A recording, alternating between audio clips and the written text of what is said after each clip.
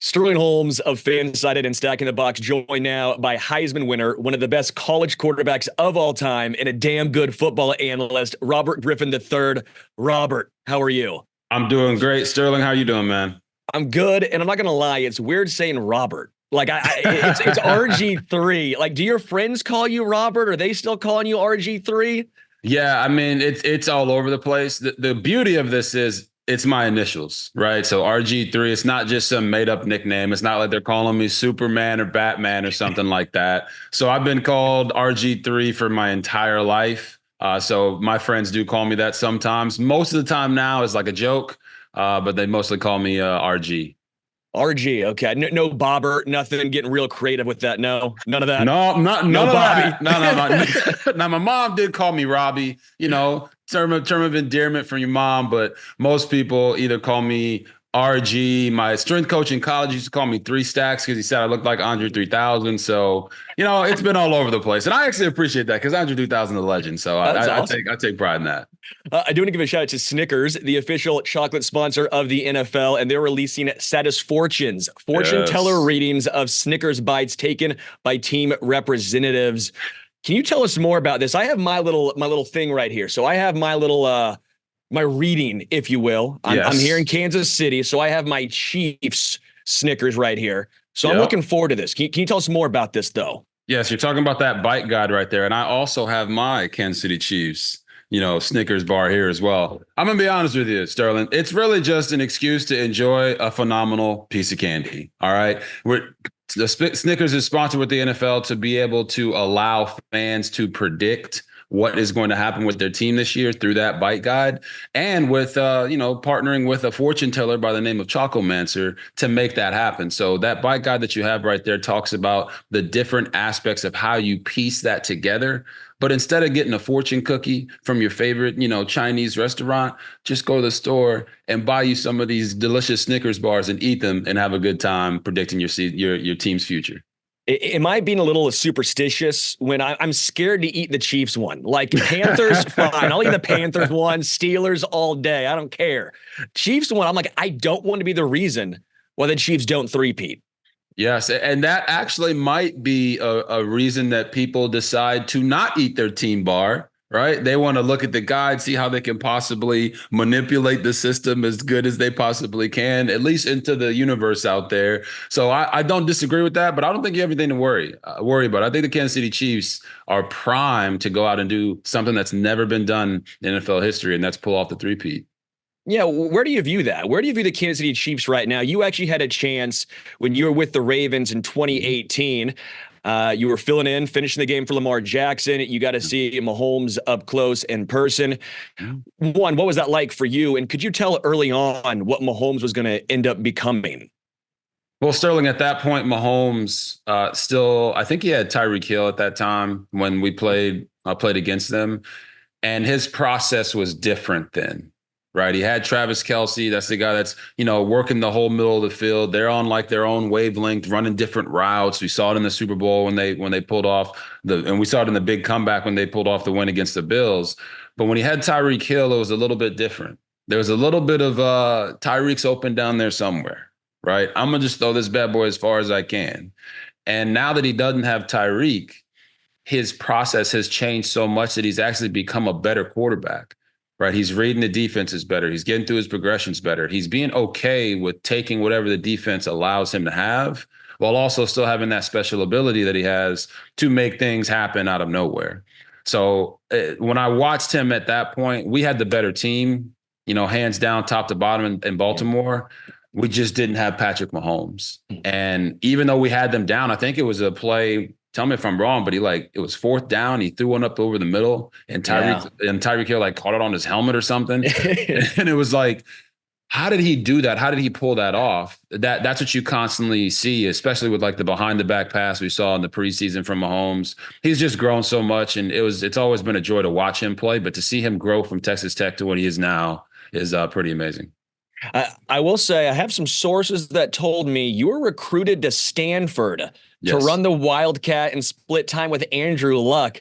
So there is some validity to that. What's your side of the story here? Okay, so the validity to the story is that I was recruited to Stanford.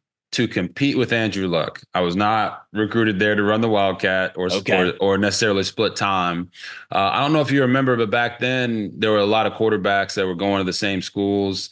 I can't remember I think it was Colt McCoy and Jevin Sneed at Texas. So Coach Harbaugh had recruited me and Andrew. Andrew was already committed to the coach before Coach Harbaugh got there, but we all know Andrew was a great player and highly touted. I was a highly ranked player as well, but I couldn't get into Stanford early. I was an early graduate. So the only reason that I didn't go to Stanford to compete and, in my opinion, win the job against Andrew Luck was I couldn't get in January. And because I was an early graduate, they were going to have me go, basically be able to come to practice, but just hang out in Palo Alto for 6 months. And I just couldn't do that. So it all worked out for the best, right? Andrew goes to Stanford, turns the program around, goes to the NFL, has a great career. I go to Baylor, we win the Heisman, go to the NFL, tear the league up in year one. And, our lives are changed forever. So kind of a weird parallel, but it all worked out for the best. That's crazy. That would have been I've been wild to watch you and Andrew. That'd be pretty damn fun. Let's talk about your rookie season, because it was unheard of. You were setting records seemingly every single week. What happened there? Obviously, the injuries happened. Yep. Would you have done anything different to try and save your body? Would you have maybe not come back, rehabbed longer, if you will? Maybe not try to rush back. Anything you'd have done differently? Yeah, this is kind of like a saddest fortune, we're talking about with Snickers. It's, when I look back on it, hindsight's 2020, right? And I've said this before, but the bottom line was in 2012, I was so focused on doing everything I possibly could to do everything for that team to be as successful as it could. That means putting your body on the line. That means being the leader and being out there with your teammates, going through that grind, or as we call it, the battle of a season. And I don't think that I was wrong in that, but I do believe the next year I shouldn't have played. I wasn't healthy. I wasn't fully back to what I needed to be. And it's my advice to all players now when I watch them play. It's no one's going to look at a year when you come back quickly from an injury and you're not playing at the same level, or you're not feeling the same as you were the previous year, or you're not at your peak performance. They're not going to look at that and say, oh, well, he was 7 months from an injury. They're going to look at it and they're going to see the film and they're going to look at the stats. And oftentimes, this in media, more times than not, people are trying to aim their opinions at the far right or the far left. And in football, it's getting smarter. Don't get me wrong. The fan is getting smarter, but there's still fans that only look at box scores. And when they see the numbers, they don't see the receiving core, the offensive line, whether you were injured or not. They don't look at all those little minute details. They just look at the results. And because of that, I feel like for me looking back, I just shouldn't have played in 2013, fully got healthy and been prepared to go in 2014. But there's no guarantees of any of that stuff working out. So I don't look back on my time in the NFL or those decisions and say, man, what if? I look at it and say, this is why I'm in the position I am now, because I have all those life experiences and I can help the players that are coming behind me to make sure they avoid them, just like I did with Lamar Jackson when I was in Baltimore. Yeah, I think it's a very good point of sometimes the player needs to almost say, hey, no, I'm not right. Because you're right. The fan, a lot of times the media, they don't take into account the injury, the recovery time. I'm a Mizzou alum. I'm a Mizzou fan. Brady Cook, for example, right? He had a bad shoulder injury. And we're sitting here heading into last year. We're like, is he the right guy for the job? He struggled down the stretch. You didn't take into account what he was playing into, the fact that he was trying to put the program on his back, which it's admirable when you look back on it now. And then he got healthy and we saw what he did last season.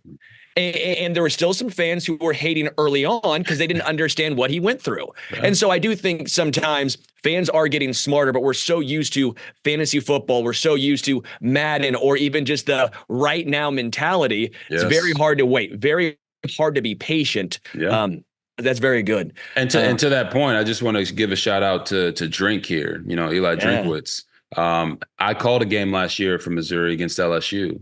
And your point about Brady Cook is 100% correct. He I was at that game. Oh, that's why I didn't hear you. I was at the game. That was bad. Right. But it was it wasn't the greatest experience for Mizzou, I will not lie. But the season that you guys were able to put together was in large part because Drink believed in Brady and he understood what he was going through. And I think as a coach, I have a ton of respect for him because it's your job as the coach to have your players back. And I think he did that for Brady. And then he was able to have the year they did. And now they're going to go into this year and they're going to potentially be better than they were last year. And they're going to be more confident knowing that they can not only hang in the SEC, but they can win in the SEC in big time games. So it's not just the player. All players want to play, man. I can't go back to 2012, 13, 14, or any time in my NFL career and be like, yeah, I just didn't want to play. No, we all want to play, but it's the coach's job and the staff's job to put the players in the best position to be successful. And that's the beauty of football. It's such a team sport that it takes everybody to be successful. Yeah. I love you on social media. You're not afraid to go, whether it's a Trey Lance take, which, by the way, I do agree with. Yeah. I was a huge Trey Lance supporter. I think the upside is there. You don't give up on a guy who's that young, especially if he's going to be your backup. You try and grow and develop that. But the croissant picture, come on. Listen, I'm in Paris. Okay, what do you do in Paris? You eat croissants. I am not responsible for what the internet does with a picture. I simply said, when in Paris, you must croissant. And me and my wife are eating the croissant, having a good time. And yeah, the internet took it and ran with it. And like they say, the internet always wins.